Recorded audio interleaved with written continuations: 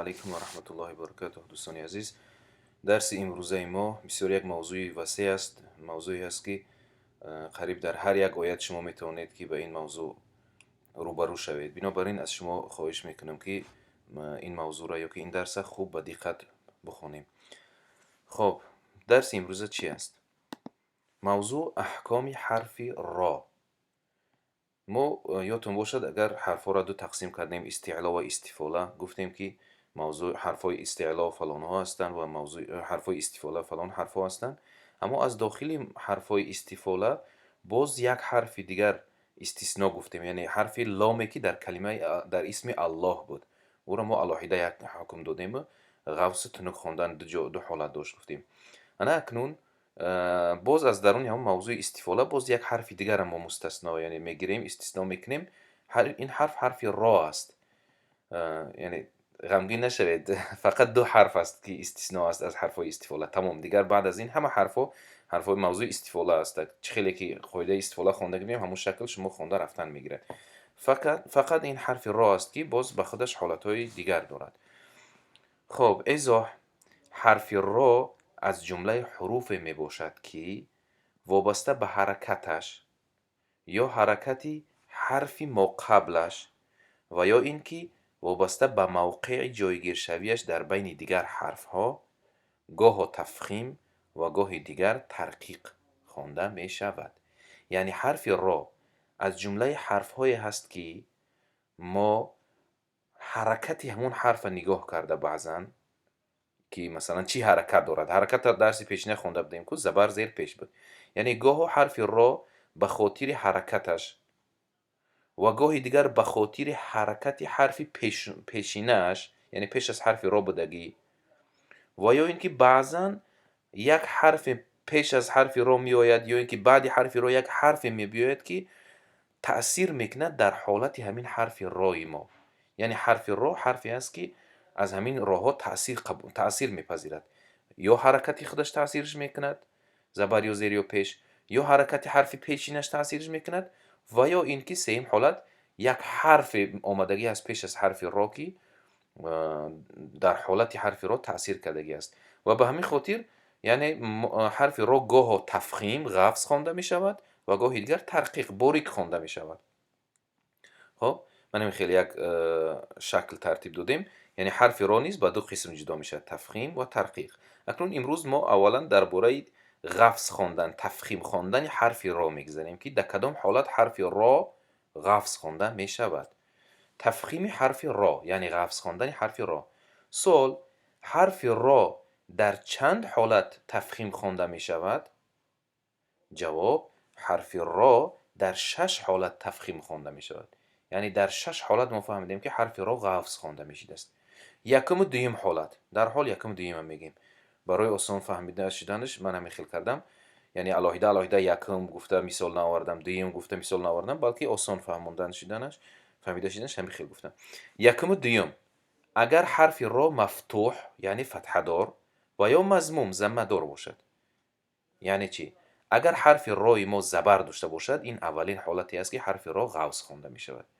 و یا اینکه دویم حالت اگر حرف رای ما پیش داشته باشد، ضمه داشته باشد. گفتیم که حرف را از روی حرکتش یکم اعتبار داده می شود، غوث و باریک خواندن شد. پس فهمیده می شود که اگر حرف را حرکت فتحه داشته باشد غوث خوانده می شود یکم حالت. دویم حالت اگر حرف را حرکت ضمه داشته باشد، در این حالت نیز حرف را غوث خوانده می شود. از روی مثال ها خوبتر می فهمیم. مثال: قل اعوذ برب الناس. برب الناس، بینید حرف را حرکت فتحه دارد، بنابراین ما بربی نگفتیم، بربی نه، برب الناس. برای که حرف را غوث تلفظ کنیم نوک زبان هر چقدر قفا رود هم قدر غوث شدن میگیرد. یه بار مشق کنید: ربی ربی ربی ربی ربی، اساسا قفا رفتن گیرد، را را را را را، بینید غوث شده رفتن میگیرد. بنابراین حرف را غوث خوانده میشه. قل اعوذ برب الناس. یا که مثال دیگر: قل اعوذ برب الفلق. اینم مانند همین. دیگر مثال: و امرأته حمالة حمالة الحطب وامرأ را بینید وامرأ نگفتیم وامرأته نادرست می شود وامرأته. خب مثال دیگر اذا جاء نصر الله والفتح.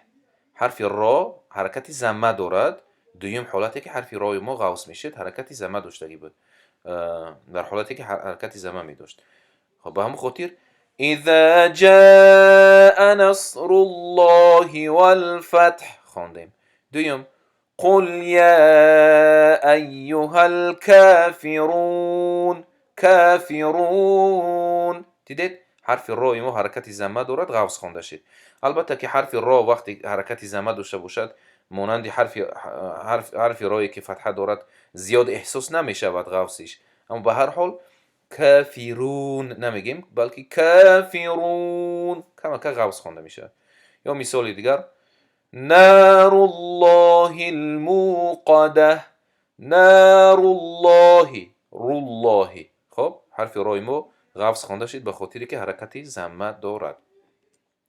اکنون یک ایضاح یک نکته را باید خوب دقت دهیم که مادام که ما گفتیم حرف را اگر زبر داشته باشد غوص خوانده می شود یا پیش داشته باشد غوص خوانده می شود، پس حکم تنوین ان و یا تنوین اون نیز به مانند حرکت فتحه و ضمه می باشد. یعنی مادام که زبر داشته باشد غوص خوانده می شود، پس دو زبر هم داشته باشد غوص خوانده می شود. یا که مادام که پیش داشته باشد حرف را رو باشد یعنی غوص خوانده می شود، پس دو پیش هم داشته باشد حرف را غوص خوانده می شود. مثال نار حامیه. بینید حرف را دو تا پیش دارد غوص خواندیم نار حامیه. یا که دیگر مثال سیصلا نارا ذات لهب نارا ران گفتیم نگفتیم که نارن نگفتیم نارا ذات لهب. یا که دیگر مثال و ارسل علیهم طیرا نمیگیم طیرن نادرست است طیرا ابابیل و ارسل علیهم طیرا ابابیل.